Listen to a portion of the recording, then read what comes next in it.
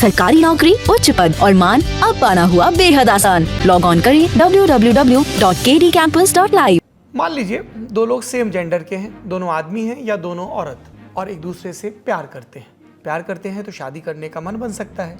शादी करेंगे तो बच्चा गोद ले सकते हैं, राशन कार्ड बनवा सकते हैं, इसमें सबका नाम चढ़ेगा। नौकरी करेंगे, रिटायर होंगे, बीमा होगा, बीमा का लाभ मिलेगा, कहीं इलाज करवा सकते हैं और उसके भी लाभ मिल सकते हैं। शादी के सर्टिफिकेट से लेके बाकी सब कागजों में नाम चढ़ेगा, पति पत्नी। पर यह तभी होगा जब उनकी शादी कानूनी रूप से मान्य हो।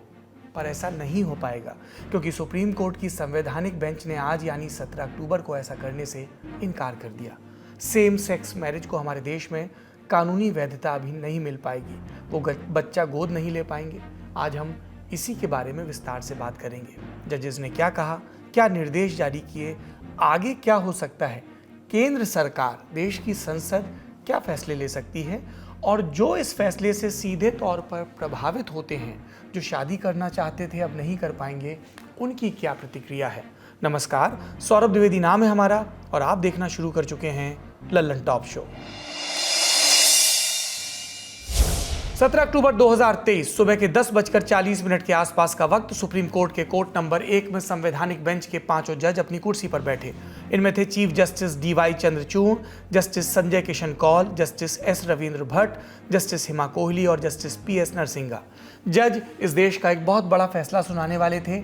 सेम सेक्स के लोग शादी कर सकते हैं या नहीं, इसका फैसला। केस का प्रचलित नाम same sex marriage. Court room के बाहर और सुप्रीम कोर्ट के लॉन में लेस्बियन, गे, बाइसेक्सुअल, ट्रांसजेंडर, क्वेयर यानी LGBTQ+ समुदायों के लोग इस फैसले का इंतजार कर रहे थे। उन्हें उम्मीद थी सुप्रीम कोर्ट एक प्रगतिशील फैसला सुनाएगा और फैसले के बाद LGBTQ समुदाय के लोग जिनसे प्यार करते हैं उनके साथ बिना किसी दिक्कत के रह पाएंगे, शादी कर सकेंगे, शादी करके रह पाएंगे, बच्चा गोद ले सकेंगे और सारी कानूनी बंदिशें, बाधाएं खत्म हो जाएंगी। लेकिन सुप्रीम कोर्ट का जब फैसला आया तो इनकी उम्मीदों पर तुषारपात हुआ। जस्टिस हिमा कोहली को छोड़कर बाकी 4 जजों ने ही फैसला लिखा था। जस्टिस कोहली ने जस्टिस भट्ट के फैसले के साथ सहमति जताई थी। क्या फैसला दिया 5 जजों की बेंच ने? बेंच ने 3 बनाम 2 के बहुमत से सेम सेक्स शादी को कानूनी वैधता देने से इनकार कर दिया। इसी 3-2 के बहुमत से सुप्रीम कोर्ट ने यह फैसला भी दिया कि समलैंगिक समुदाय के लोगों को बच्चा गोद लेने का अधिकार नहीं दिया जा सकता। CJI चंद्रचूड़ और जस्टिस SK कौल समलैंगिक समुदाय के अधिकारों के पक्ष में थे और justice S Ravindra Bhat, justice Hima Kohli और जस्टिस PS नरसिम्हा विपक्ष में थे। आपने सही सुना, 5 जजों की बेंच 3-2 से फैसला, सेम सेक्स में मैरिज नहीं हो सकती। इस 3-2 में जो 2 के अल्पमत में हैं उनमें एक चीफ जस्टिस भी है। इसके साथ ही सुप्रीम कोर्ट ने केंद्र सरकार से एक अनुशंसा की, कहा कि सरकार एक कमेटी बनाए ताकि समलैंगिक समुदाय को मिल सकने वाले अधिकारों और फायदों का अध्ययन किया जा सके। साथ ही सरकारों को समलैंगिक समुदाय के लोगों से संबंधित निर्देश जारी करने चाहिए, जो कोर्ट ने भी किए, ताकि समाज में इस समुदाय के लोगों को समस्या ना हो। हम इन सब पर आएंगे विस्तार से, पर पहले ये केस समझ लेते हैं।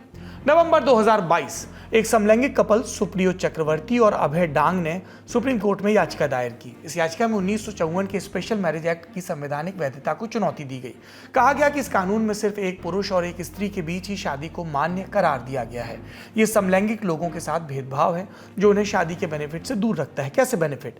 बच्चा गोद लेना, सरोगेसी, नौकरी, रिटायरमेंट जैसी चीजें। याचिकाकर्ताओं ने साल 2018 के उस फैसले का भी हवाला दिया जिसमें धारा 377 को सुप्रीम कोर्ट में खत्म कर दिया गया था और देश में समलैंगिकता अपराध नहीं रह गई थी, और एक के बाद एक 20 और याचिकाएं फिर डाली गई। सुनवाई शुरू हुई अप्रैल 2022 में।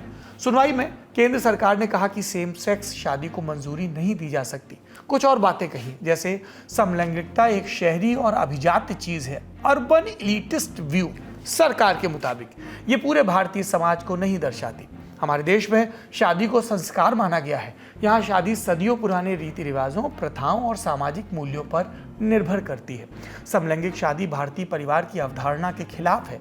भारतीय परिवार की अवधारणा पति पत्नी और उनसे पैदा हुए बच्चों से होती है। शादी के कंसेप्ट में शुरुआत से ही 2 विपरीत लिंग के व्यक्तियों का मेल माना गया है। इसमें कोई छेड़छाड़ नहीं की जा सकती। सरकार के मुताबिक यह भी कहा गया कि किसी भी पर्सनल लॉ या किसी संहिताबद्ध कानून में एक ही लिंग के 2 व्यक्तियों के बीच विवाह को न तो मान्यता दी गई है और न ही स्वीकृति। यानी नरेंद्र मोदी सरकार का तर्क मोटामाटी परिपाटी और रूढ़ियों के आधार पर था। बरसों से क्या चला आ रहा है, समाज में किसकी व्यापक स्वीकृति है, उसके आधार पर सरकार ने अपने तर्क प्रस्तुत किए। याचिका दायर करने वालों ने भी अपने तर्कों का बचाव किया और कहा कि शादी कोई फिक्स फर्मा नहीं है जिसमें बदलाव किए ना जा सकते हों। पहले भी बदलाव हुए हैं। साथ ही जब सुप्रीम कोर्ट ने 2018 में समलैंगिकता को अपराध की श्रेणी से अलग कर दिया तो इसमें होने वाली शादियों को फिर वैधता क्यों नहीं मिलनी चाहिए। अप्रैल और मई के महीने में 10 दिनों तक इस केस की सुनवाई हुई, दोनों तरफ के तर्क हुए। फिर 11 मई को फैसला सुरक्षित कर लिया गया, वही फैसला जो आज हमारे सामने आया। इस केस और आज आए इस फैसले को समझते हैं सुप्रीम कोर्ट के वकील विराग गुप्ता की मदद से। देखिए, इसको पहले हम इस बड़े तरीके से समझें कि भारत में जितने भी कानून हैं परंपरागत, वो 2 शताब्दी पुराने हैं। समाज और टेक्नोलॉजी दोनों बहुत इवॉल्व कर गए हैं। उसके अनुरूप जो कानून बनने हैं, वो कानूनी व्यवस्था बनाने में हमारे जो जनप्रतिनिधि हैं, विधायक, सांसद, विफल हो रहे हैं, जिसकी वजह से लोग अदालतों के चक्कर ज्यादा लगाते हैं। अदालतें अपनी लक्ष्मण रेखा से बंधी हुई हैं, जो केशवानंद भारती जजमेंट में, जिन्हें सेपरेशन ऑफ पावर कहा गया है, कि सबके अपने अपने रोल निर्धारित हैं। तो ये एक यूनिक केस है सेम सेक्स मैरिज का, जहां पर जो काम संसद से अपेक्षित है, करना चाहिए नहीं करना चाहिए अलग बात है, वो लोग जो अपेक्षाएं सुप्रीम कोर्ट से कर रहे हैं, और यहां से जुडिशियल एक्टिविज्म भी चालू होता है और लोगों को कई बार गुस्सा भी आता है, कई बार लोगों को नाराजगी भी होती है। ये इसकी बैकग्राउंड है और इसके 2 चरण पूरे हो गए हैं और अब ये पूरा मामला तीसरे चरण में जा रहा है। 2 चरण इस तरीके से पूरे हुए हैं कि आईपीसी कानून के तहत जो समलैंगिकता थी, वो समलैंगिकता अपराध थी और उस अपराध को खत्म किया गया। पहले हाई कोर्ट और सुप्रीम कोर्ट के माध्यम से उसको डिक्रिमिनलाइज किया गया, वो पहला चरण था। लेकिन डिक्रिमिनलाइज करने से वो चीज वैलिड नहीं हो जाती। कोई चीज आपराधिक नहीं होना इसका मतलब ये नहीं है कि उसके लिए लाइसेंस मिल गया है। तो उसके लिए दूसरी प्रक्रिया चालू हुई और आज का जजमेंट उस दिशा में मील का पत्थर है, क्योंकि 5 जजों ने इतने दिनों तक सुनवाई किया, सरकार ने अपनी बात को एफिडेविट में रखा। तो अब वो बहुत सारी बातें रिकॉर्ड में आने की वजह से जो समलैंगिक वर्ग की अधिकारों की बात है, वो दूसरे चरण से में पहुंच गई है, जहां पर उनको एक प्रशासनिक कानूनी सरकार की तरफ से एक वर्ग के तौर पर मान्यता मिल गई है। अब तीसरे चरण में उन्हें जो मान्यता मिलनी है, उसके लिए कानून की किताबों में बदलाव करवाने होंगे और एक अध्ययन के अनुसार उनकी सारी मांगों से संबंधित जो नियम कानून है 160 जगहों पे वो बदलाव करने होंगे। ये पूरा एक बृहद दृश्य है। आज जब फैसला आया तो ललन टॉप की टीम सुप्रीम कोर्ट के परिसर में मौजूद थी। हमारी टीम ने कई याचिकाकर्ताओं से बात की जो फैसले से उम्मीद लगाए बैठे थे। सुनिए उनकी प्रतिक्रियाएं। निराश क्यों? खुश इसलिए क्योंकि मुझे कहीं ना कहीं कंसिडरेशन और रिकॉग्निशन मिला है। निराश इसलिए क्योंकि जिस चीज़ के लिए हम लोग लड़ रहे थे वो नहीं मिली है, उसके ऑल्टरनेटिव्स हम लोगों को मिले हैं, तो वो ऑल्टरनेटिव से ही हम कहीं ना कहीं खुश हैं। खुद तो काफ़ी मतलब फेवरेबल उन्होंने जजमेंट्स दिए थे, but I think final decision शायद यही रहा है 5 बेंच का। 3-2 से उन्होंने ओवररूल कर दिया है इन राइट्स को। तो आई थिंक जहाँ पे हम आज से पहले थे शायद वहीं पे आ गए हैं फिर से। आज के लिए आई थिंक मैं इतना कहना चाहूँगी कि आज हम नहीं जीते, इसका ये मतलब नहीं है कि हम हार चुके हैं। इसका मतलब सिर्फ इतना है कि अभी लड़ाई ख़त्म नहीं हुई है, तो लड़ाई जारी रहेगी। अब वो लड़ाई क्या मतलब कौन सा रास्ता लेती है और वो लड़ाई कहाँ शुरू होती है और कहाँ ख़त्म होती है, वो तो अभी देखेंगे, लेकिन हम भी देखेंगे। लेकिन फैसला ही सब कुछ नहीं है, क्योंकि सुप्रीम कोर्ट में फैसलों जितनी ही ज़रूरी होती है केस पर हुई बहस और उस पर आए कोर्ट के ऑब्जर्वेशन। कोर्ट किसी निर्णय पर कैसे पहुंचा, कैसे सोचा और क्या निर्देश जारी किए, ये जानना हमारे और आपके लिए ज़रूरी है। और इस केस में कोर्ट के ऑब्जर्वेशन को बेहतरी समझने के लिए पूरे समूह को यानी LGBTQ+ को भी बेसिक तरीके से समझना ज़रूरी है। इसमें शामिल ग्रुप्स के बारे में सामान्य ज्ञान जुटाते हैं, फिर आएंगे कोर्ट की प्रोसीडिंग्स पर। सबसे पहले LGBTQ+ में शामिल L यानी लेस्बियन, वो औरतें या लड़कियां जो औरतों के प्रति ही आकर्षित होती हैं। G यानी गे, वो पुरुष जो पुरुषों के प्रति आकर्षित होते हैं। B यानी बाइसेक्सुअल, बाइसेक्सुअल का मतलब वो आदमी या औरत जो औरतों और आदमियों दोनों की ही तरफ बराबरी से आकर्षित होता है। टी यानी ट्रांसजेंडर। जब कोई बच्चा पैदा होता है तो बच्चे के प्राइवेट पार्ट को देखकर उसका जेंडर यानी लिंग निर्धारित किया जाता है। अब ट्रांसजेंडर उन व्यक्तियों को कहते हैं जो जब बड़े होते हैं तो पैदाइश के वक्त निर्धारित लिंग से उल्टा महसूस करने लगते हैं। जैसे कोई बच्चा पैदा हुआ तो उसका लिंग निर्धारित हुआ लड़का, लेकिन वो बड़ा होने लगे तो लड़की जैसा महसूस करे। वैसे ही किसी बच्चे का लिंग लड़की का निर्धारित हुआ किसी बच्ची का, लेकिन बड़ी हुई तो उसे लड़कों जैसा महसूस होने लगा। कई बार ट्रांसजेंडर जब एक निश्चित आयु तक पहुंच जाते हैं तो अपना लिंग चेंज करवाते हैं, मतलब वो जैसा महसूस कर रहे हैं उसी जेंडर में बदल जाते हैं। इसमें हार्मोन थेरेपी और सेक्स रीअसाइनमेंट सर्जरी का इस्तेमाल होता है। सीरीज में अगला नंबर आता है क्यू यानी क्वेयर का। आपको ये टर्म थोड़ा सा कंफ्यूजिंग लग सकता है। दरअसल ये एक अम्ब्रेला टर्म है। इसे तब यूज़ किया जाता है जब LGBTQ+ के पूरे समूह को संबोधित करना हो। 17 अक्टूबर को फैसला सुनाते हुए CJI चंद्रचूड़ ने भी क्वेयर शब्द का इस्तेमाल किया था। आपने गौर किया होगा, अब तक हमने LGBTQ के बारे में बताया, लेकिन इसमें आगे प्लस का साइन भी है, यानी कुछ और समुदाय भी हैं जो इसकी परिभाषा में आते हैं। जैसे I यानी इंटरसेक्स। ये वो व्यक्ति होते हैं जिनके बचपन में प्राइवेट पार्ट देखकर ये साफ नहीं होता कि वो लड़का है या लड़की। उन्हें अमूमन डॉक्टर एक जेंडर अपनी मर्जी से असाइन कर देता है और वैसे ही बच्चे को बड़ा किया जाता है। जब बच्चा बड़ा हो जाता है तो अपनी मर्जी से खुद को पुरुष, महिला या ट्रांसजेंडर मान सकता है। ए यानी एसेक्सुअल, वो व्यक्ति जो किसी भी व्यक्ति से शारीरिक तौर पर यानी सेक्सुअली आकर्षित नहीं होते हैं। इसके अलावा एक ए और है, अलाइज उर्फ समर्थक, यानी वो लोग जो सेक्सुअल आधार पर क्वेयर में नहीं आते लेकिन इस समुदाय का समर्थन करते हैं। जैसे आप में से बहुत सारे लोग जो ये मानते हैं कि अपनी लैंगिकता का चुनाव और उस चुनाव के आधार पर एक गरिमामय और नियमों के प्रोटेक्शन वाला जीवन, जिसमें उनको एक नागरिक के सारे अधिकार मिलें, वो मिलने चाहिए और इससे समाज की व्यवस्था बाधित नहीं होगी, क्योंकि व्यक्तियों से समाज बनता है और यदि व्यक्ति ही कुंठित रहेगा अपने शरीर को लेकर, उसे सारी संवैधानिक व्यवस्थाओं का अधिकार नहीं मिलेगा, तो वो एक सामान्य नागरिक की तरह जीवन कैसे जी पाएगा। जी, हम लल्लन टॉप में ये मानते हैं कि ये किसी भी किस्म की बीमारी नहीं है, किसी भी किस्म का सामाजिक दुराग्रह नहीं है। ये सिर्फ शहरी, सिर्फ ग्रामीण, सिर्फ अमीरों की चीज़ नहीं है। ये किसी के साथ भी हो सकता है। ये उतना ही सामान्य है जितना किसी का अपने आप को पुरुष या स्त्री के तौर पर आइडेंटिफाई करना। बहरहाल वापस चलते हैं सुप्रीम कोर्ट में। बेंच में सबसे पहले फैसला पढ़ना शुरू किया चीफ जस्टिस चंद्रचूड़ ने। बहस की शुरुआत में उन्होंने केंद्र सरकार की उस टिप्पणी का रुख किया जिसमें सरकार ने कहा था कि क्वेयर एक शहरी अभिजात्य चीज़ है। CJI ने कहा कि नहीं, ऐसा नहीं है कि क्वेयर सिर्फ शहरों में मिलते हैं। उन्होंने आगे कहा, यदि अंग्रेजी बोलने वाला सफ़ेद कॉलर पहने पुरुष क्वेयर हो सकता है तो गाँव में खेत में काम करने वाली एक औरत भी क्वेयर हो सकती है। अगर कोई ये कहता है कि क्वेयर सिर्फ शहरों और एलीट क्लास तक महदूद है तो ये उनका निशान मिटाने की कोशिश होगी।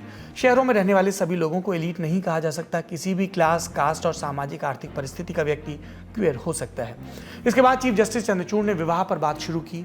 उन्होंने केंद्र सरकार के उस सबमिशन पर जवाब दिया जिसमें सरकार ने कहा था कि विवाह जैसी संस्था को बदला नहीं जा सकता। चीफ जस्टिस ने कहा, यह कहना गलत है कि शादी जैसी संस्था स्थायी और इसमें बदलाव नहीं किए जा सकते। नियमों के चलते शादी एक कानूनी संस्था बन गई। समलैंगिक लोगों को साथी चुनने की आज़ादी है और सरकार को इन्हें सभी तरह के अधिकार देने चाहिए। CJI ने कहा कि शादी का अधिकार मौलिक अधिकार नहीं है। फिर भी उन्होंने अपने निर्णय में ट्रांसजेंडर लोगों के लिए शादी का ऐलान किया। कहा, हम 1954 के स्पेशल मैरिज एक्ट को खत्म नहीं कर रहे, लेकिन मैं ये कहना चाहता हूँ कि ट्रांसजेंडर लोग इस कानून के तहत आपस में शादी कर सकते हैं। उन्होंने आगे कहा कि अगर एक ट्रांसजेंडर व्यक्ति हेट्रोसेक्सुअल व्यक्ति यानी वो व्यक्ति जो विपरीत लिंग के प्रति आकर्षण रखता है उससे शादी करता है तो ऐसी शादी को एक व्यक्ति को पुरुष और दूसरे को महिला मानकर मान्यता दी जाएगी। ट्रांसजेंडर पुरुष को एक महिला के साथ शादी का अधिकार है, उसी तरह ट्रांसजेंडर महिला को एक पुरुष के साथ शादी का अधिकार है। ट्रांसजेंडर पुरुष और ट्रांसजेंडर महिला भी शादी कर सकते हैं और अगर इसकी अनुमति नहीं दी गई तो ये 2019 के ट्रांसजेंडर प्रोटेक्शन कानून का उल्लंघन होगा।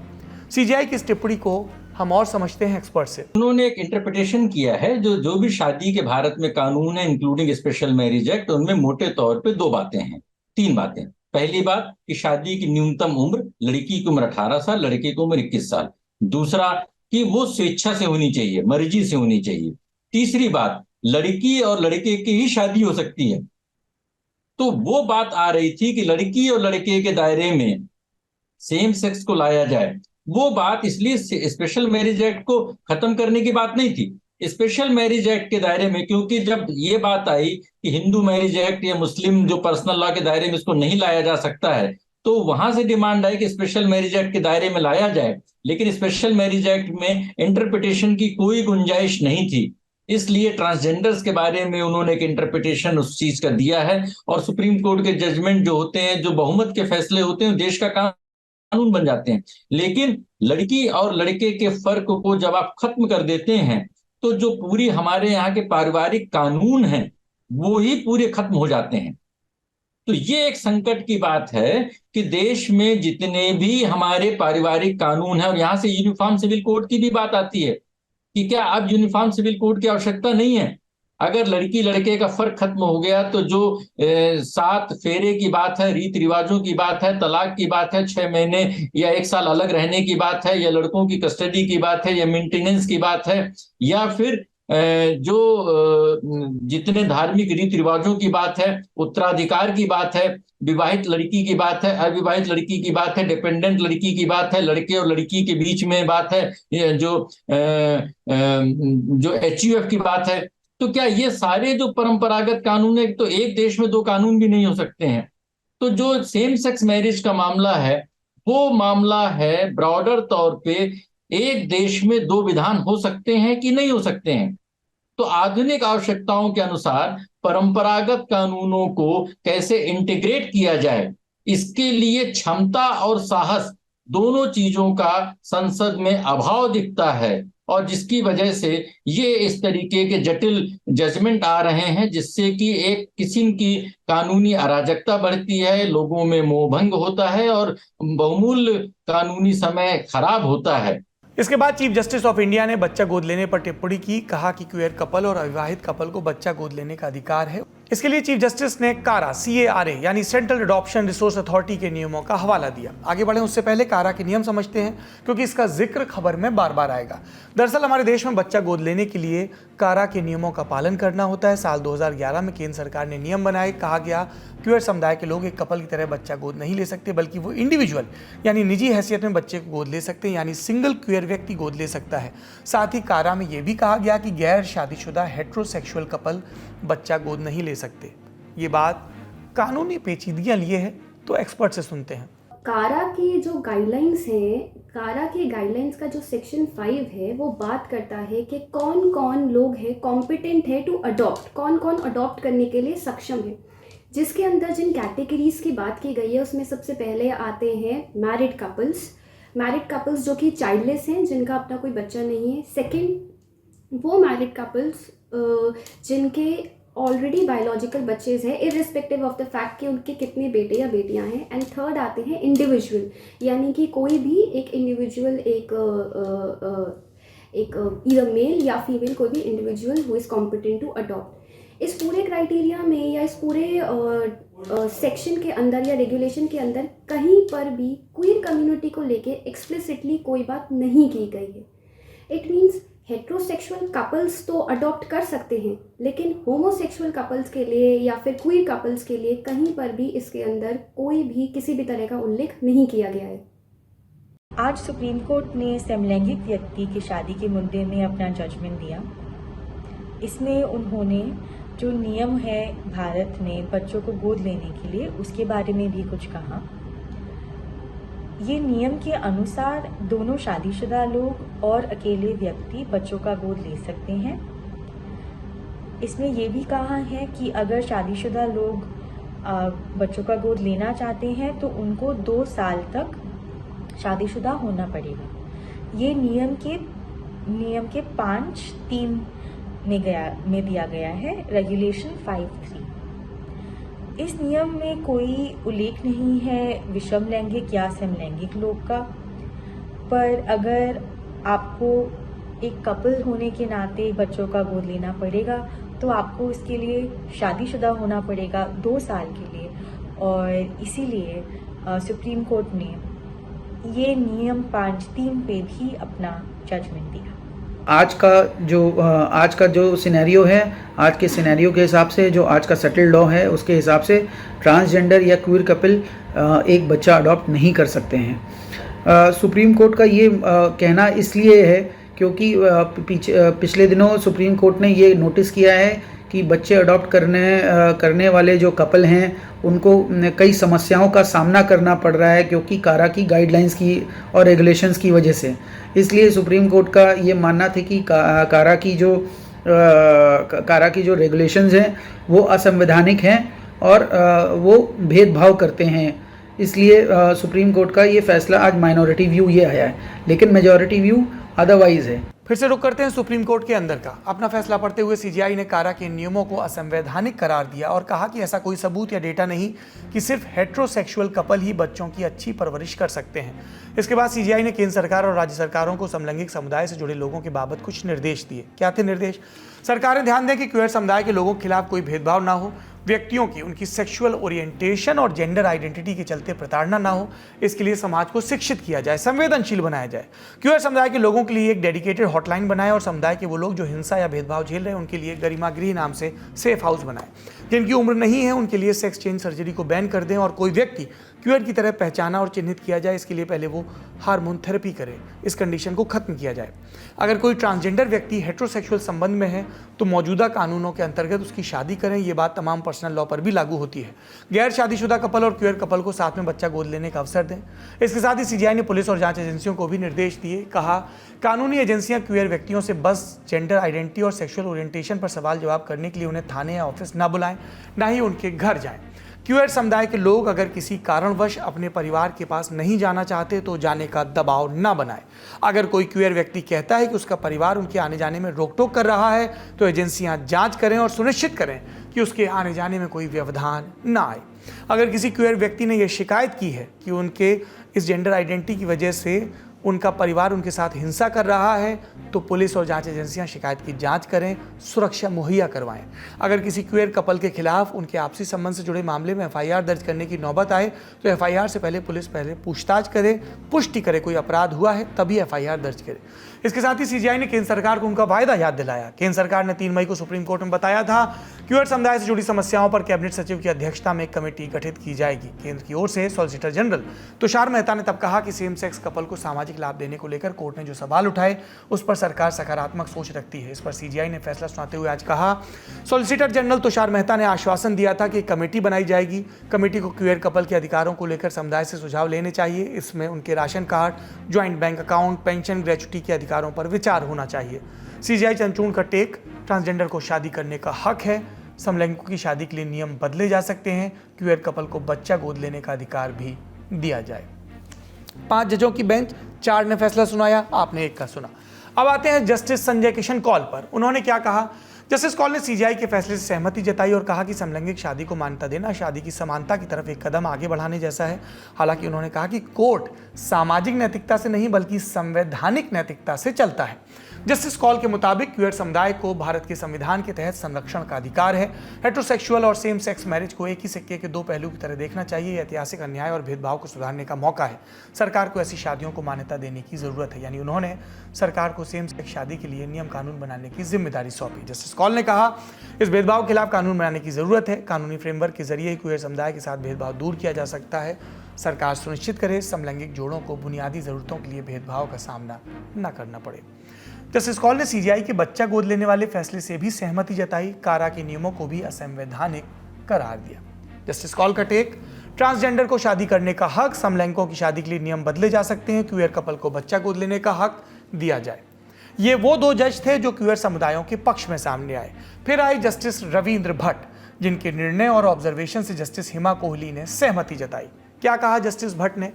किसी को भी अपने लाइफ पार्टनर को चुनने का हक है, इसमें कोई शक नहीं, लेकिन शादी का अधिकार मौलिक अधिकार नहीं है। इसे सिर्फ कानून बनाकर मान्यता दी जा सकती है और कोर्ट नियम कायदा नहीं बना सकता। ये बहुत ऑपरेटिव पार्ट है। कोर्ट का काम नियमों की व्याख्या करना है। कोर्ट का काम सरकार के बनाए नियमों की वैधानिकता की जांच करना है। कोई नियम गलत बना तो उसे खारिज करना है। पर क्या कोर्ट नियम बना सकता है या नियम बनाने के लिए सरकार को निर्देश दे सकता है, आग्रह कर सकता है? ये बहुत व्याख्या सापेक्ष है। वापस लौटते हैं जस्टिस भट्ट की दलीलों पर।